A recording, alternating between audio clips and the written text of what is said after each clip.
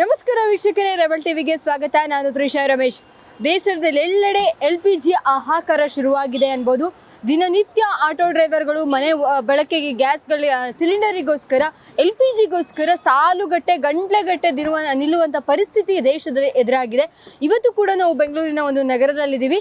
ಇಲ್ಲೂ ಕೂಡ ನೀವು ನೋಡ್ತಾ ಹೋಗ್ಬೋದು, ಸಾಲುಗಟ್ಟಲೆ ಯಾವ ಥರ ಆಟೋ ಡ್ರೈವರ್ಸ್ ನಿಂತಿದ್ದಾರೆ, ಹಾಗೆ ಎಷ್ಟೊತ್ತಿಂದ ನಿಂತಿದ್ದಾರೆ. ಬೆಳಿಗ್ಗೆ ಬೇಗ ಬರ್ತಾರೆ, ಬೇಗ ಬಂದರೂ ಕೂಡ ಆದಷ್ಟು ಕ್ಯೂ ಇರುತ್ತೆ ಇಲ್ಲಿ. ಯಾಕೆ ಅಂದರೆ ಒಂದು ಗ್ಯಾಸ್ ಸಿಲಿಂಡರ್ ಹಾಕ್ಸ್ಕೊಳೋದಕ್ಕೋಸ್ಕರ ಗಂಟೆಗಟ್ಟಲೆ ಕ್ಯೂ ನಿಲ್ಲುವಂಥ ಪರಿಸ್ಥಿತಿ ರಾಜ್ಯದಲ್ಲಿ ನಿರ್ಮಾಣ ಆಗಿದೆ.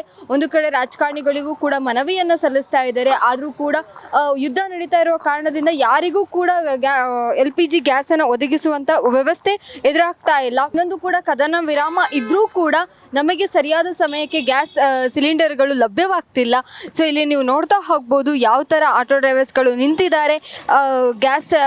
ಗ್ಯಾಸ್ LPG ಹಾಕ್ಸ್ಕೊಳೋಕ್ಕೋಸ್ಕರ ಎಷ್ಟು ದೂರದಿಂದ ನಿಂತಿದ್ದಾರೆ. ಪೆಟ್ರೋಲ್ ಬಂಕ್ ಎಲ್ಲೋ ಇರುತ್ತೆ. ಇವರು ಸಾಲುಗಟ್ಟಲೆ ದಿನಗಳ ಗಟ್ಟಲೆ ನಿಲ್ಲುವಂಥ ಪರಿಸ್ಥಿತಿ ಎದುರಾಗಿದೆ. ಒಂದು ಸಲ ಹಾಕ್ಕೊಂಡು ಹೋದರೆ, ಕೆಲವು ಆಟೋ ಡ್ರೈವರ್ಸ್ಗಳು ಹೇಳ್ತಾರೆ, ಒಂದು ಸಲ LPG ಹಾಕಿಸ್ಕೊಂಡು ಹೋದರೆ ಕೇವಲ 3-4 ಗಂಟೆಗಳ ಕಾಲ ಬಾಡಿಗೆ ಮಾಡ್ಬೋದು. ಅದು ಕೂಡ ಗ್ರಾಹಕರು ಬಾಡಿಗೆಯನ್ನು ತಗೊಳಲ್ಲ. ಒಂದು ಕಡೆ ಫ್ರೀ ಬಸ್ ಎಫೆಕ್ಟ್ ಇರ್ಬೋದು, ಇನ್ನೊಂದು ಕಡೆ ಗ್ಯಾಸ್ ಸಮಸ್ಯೆ ಇರ್ಬೋದು. ಆಲ್ಮೋಸ್ಟ್ ಕಂಪನಿಗಳಲ್ಲೂ ಕೂಡ ಈಗ ವರ್ಕ್ ಫ್ರಮ್ ವ್ಯವಸ್ಥೆಯನ್ನು ಮಾಡ್ತಾ ಇದ್ದಾರೆ, ವರ್ಕ್ ಫ್ರಮ್ ಹೋಮ್ ವ್ಯವಸ್ಥೆಯನ್ನು. ಆದ್ದರಿಂದ ಓಡಾಡುವಂಥ ಗ್ರಾಹಕರ ಸಂಖ್ಯೆಯೂ ಕೂಡ ಕಮ್ಮಿ ಆಗಿದೆ. ಇನ್ನೊಂದು ಕಡೆ LPG ಅಭಾವ ಉಂಟಾಗಿದೆ. ಸೊ ನೀವಿಲ್ಲಿ ನೋಡಿರ್ಬೋದು ಎಷ್ಟು ದೂರದ್ದು ಲೈನ್ ಇದೆ ಅಂತ. ಈಗ ನಾನು ಒಬ್ಬೊಬ್ಬರನ್ನೇ ಮಾತಾಡಿಸ್ತಾ ಹೋಗ್ತೀನಿ. ಅವರ ಎಷ್ಟು ಗಂಟೆಯಿಂದ ನಿಂತಿದ್ದಾರೆ, ಅವ್ರು ಎಷ್ಟು ದಿನಗಳ ಕಾಲ ಒಂದು LPG ಹಾಕಿಸ್ಕೋಬೇಕು ಅಂದ್ರೆ ಎಷ್ಟೊತ್ತು ನಿಂತ್ಕೋಬೇಕು, ಪ್ರತ್ಯಕ್ಷವಾಗಿ ಆಟೋ ಡ್ರೈವರ್ಸನ್ನೇ ನಾವು ಮಾತಾಡಿಸ್ತಾ ಹೋಗೋಣ ಬನ್ನಿ. ಸರ್ ನಮಸ್ತೆ. ಸರ್ ನಮಸ್ತೆ. ಸರ್ ಎಲ್ಲಿಂದ ಬಂದಿದ್ದೀರಾ? ನಾನು KG ಹಳ್ಳಿಯಿಂದ. ಸರ್ ಅಲ್ಲೆಲ್ಲೂ ಗ್ಯಾಸ್ ಸಿಗ್ತಾ ಇಲ್ಲ? ಎಲ್ಲೂ ಸಿಗ್ತಾ ಇಲ್ಲಮ್ಮ, ಇಲ್ಲೇ ಸಿಗ್ತಾ ಇರೋದು. ಬೇರೆ ಕಡೆ ಸಿಗ್ತಾ ಇದೆ, ಆ ಕಡೆ ಲಿಂಗರಾಜಪುರಂ 120 140 ಆ ಥರ ಮಾಡ್ತಾರೆ ಬ್ಲ್ಯಾಕ್ ಅಲ್ಲಿ. ನಾವು ಏನು ದುಡಿಯೋದು 120 140 ಕೊಟ್ರೆ. ಇಲ್ಲಿ ಅಂದ್ರೆ ಗೌರ್ಮೆಂಟ್ ಲೆಕ್ಕ ಇದೆ, ಆದ್ರೂ ಬೆಲೆ ಜಾಸ್ತಿ ಆಗಿದೆ. ಇಲ್ಲಿನೂ ಪರವಾಗಿಲ್ಲ, 90 ರೂಪೀಸ್ ಇಲ್ಲಿ. ಇಷ್ಟು 2 ಅವರ್ 3 ಅವರ್ ಇಲ್ಲಿ ಆಗತ್ತೆ. ಇವಾಗ ಬೆಳಿಗ್ಗೆ ಎಷ್ಟು ಗಂಟೆಗೆ ಬಂದ್ರಿ? ಬಂದು ಒಂದು 1 ಅವರ್ ಆಯ್ತು. ಇನ್ನೂ ಅಪೀಲ್ ಮಾಡೋವರೆಗೂ ಇನ್ನೂ 1 ಅವರ್ ಆಗತ್ತೆ. ಇವಾಗ 2 ಗಂಟೆ ಕಾಲ ನಿಂತ್ಕೊಂಡು ಇಷ್ಟೆಲ್ಲ ಗ್ಯಾಸ್ ಹಾಕಿಸ್ಕೊಂಡು ಹೋದ್ರೆ ಎಷ್ಟು ಗಂಟೆಗಳ ಕಾಲ ನೀವು ಅರ್ಧ ದಿನ ಹೋಯ್ತಲ್ಲಮ್ಮ ಇದರಲ್ಲಿನೇ. ಅರ್ಧ ದಿನ ಇದು ಮಾಡ್ತೀವಿ, ಮತ್ತೆ ಕಲೆಕ್ಷನ್ ಏನ್ ಕೊಡೋದು, ಏನ್ ಗ್ಯಾಸ್ಗೆ ಡಬಲ್ ಬೆಲೆ ಆಗೋದು, ಮನೆಗೆ ಏನ್ ಕೊಡೋದು, ಏನ್ ದಾರಿ ಬರ್ತಾ ಇದಾರೆ. ಕೆಲವೊಂದು ಕಂಪನಿಗಳಲ್ಲಿ ವರ್ಕ್ ಫ್ರಮ್ ಹೋಮ್ ವ್ಯವಸ್ಥೆಯನ್ನ ಜಾರಿ ತರಬೇಕು ಅಂತ ಇದ್ದಾರೆ. ಸೊ ನಿಮಗೆ ವರ್ಕೌಟ್ ಆಗುತ್ತೆ ಸರ್? ವರ್ಕೌಟ್ ಆಗತ್ತೆ, ಆದ್ರೆ ಮೊದ್ಲು ತರ ಇಲ್ಲ ಇವಾಗ. ಮೇನ್ ಗ್ಯಾಸ್ ನಮ್ಗೆ ಈಸಿಯಾಗಿ ಸಿಕ್ಕಿದ್ರೆ ಅಡ್ಜಸ್ಟ್ ಮಾಡಬಹುದು.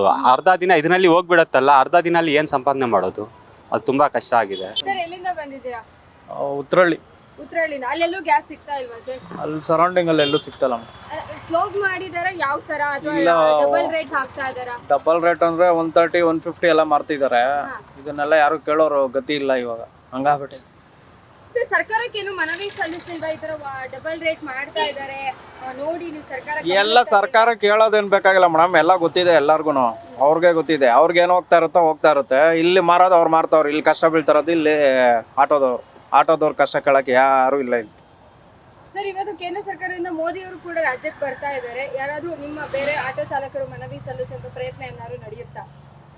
ಏನ್ ನಡೀತೆ ಗೊತ್ತಿಲ್ಲ ಅದು ನಮ್ಗೆ. ಒಟ್ನಲ್ಲಿ ಏನೋ ಸ್ಟ್ರೈಕ್ ಮಾಡ್ಬೇಕಂತಿದ್ರು, ಅದನ್ನ ಅಲ್ಲಿಗೆ ನಿಲ್ಲಿಸ್ರು, ಏನಂತ ಗೊತ್ತಿಲ್ಲ.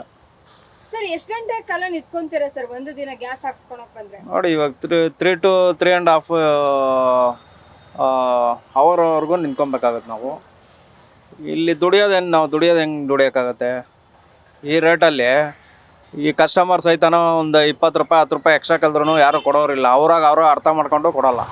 ಹಿಂಗಿದ್ಮೇಲೆ ನಾವೇನು ಮಾಡೋದು ಹೇಳಿ?